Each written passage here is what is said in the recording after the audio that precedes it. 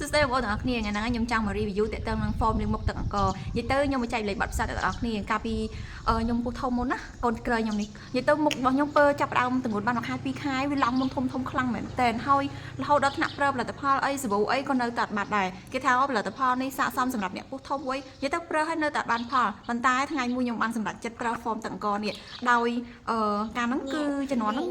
គេហៅថា top fan បងប្អូនរបៀបថាខ្ញុំតាមដាន page របស់គាត់នឹងយូរហើយតាមដានក្រុមហ៊ុនយូរហើយអញ្ចឹងហើយរហូតដល់បាន top fan ហើយក៏បានសាប៊ូហ្នឹងហើយដំបូងឡើយអត់ជឿបងប្អូនលក្ខណៈថាវាមិនដែលគ្រាន់តែសាប៊ូលាងមុខសោះអាចលាងទៅមកបាត់មុនអញ្ចឹងដល់ទៅពេលលាងឲ្យបងប្អូនហើយបាត់ម្ដងបន្តិចទៅសឹងថាមិនជឿហ្មងហើយជាពិសេសសាច់ form វិញឡើងទន់ល្មើយក្លិនឡើងក្អោបអាហារហើយពេលដែលយើងចាស្បែកមុខរបស់យើងគឺឡើងទន់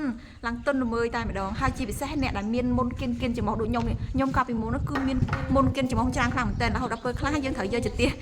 គេដករោមដកស្កូវអីហ្នឹងយកមកដកគិនច្រមុះហ្នឹងហើយជាពិសេសហាងមុនក្បាលខ្មៅលើច្រមុះនេះប៉ុន្តែសាប៊ូនេះគឺបកកាយខ្លាំងមែនតើបងប្អូនខ្ញុំរីកខមមិនឲ្យអ្នកដែលមុខងាយប្រតិកម្មមុខដែលរោលអត់ដែលដឹងមូលហេតុអីគឺអាចប្រើជាមួយនឹងសាប៊ូលាងមុខនេះបានហើយវាអត់ប្រកាន់ថាបងប្អូនប្រើផលិតផលផ្សេងទេគឺអាចប្រើបានចូលផលិតផលគេគ្រប់មុខតែម្ដងនិយាយទៅសាប៊ូនេះគឺគេផលិតមកពីទឹកអង្គរសុទ្ធ 100% ជាផលិតផលរបស់ជប៉ុនណាហើយមួយវិញទៀតបងប្អូនសាប៊ូខ្លះនិយាយទៅផលិតផលខ្លះឲ្យតែវាចិត្តអស់និយាយទៅគុណភាពវាគឺចាប់ផ្ដើមធ្លាក់ចុះតែម្ដងប៉ុន្តែចំពោះ form លាបមុខទឹកអង្គរនេះមួយបងប្អូនហ្នឹងដល់ថ្នាក់អស់ហើយមើលនេះ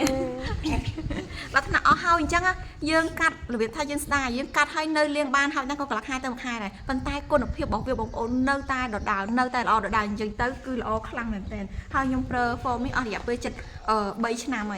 ហើយបើសួរថា3ឆ្នាំហ្នឹងសវកប្រហែលជាច្រើនណាស់មែនអត់ទេបងប្អូនប្រើចំណេញខ្លាំងមែនតើមួយដបនេះមួយទីបនេះបងប្អូនចំណុះរបស់វាគឺ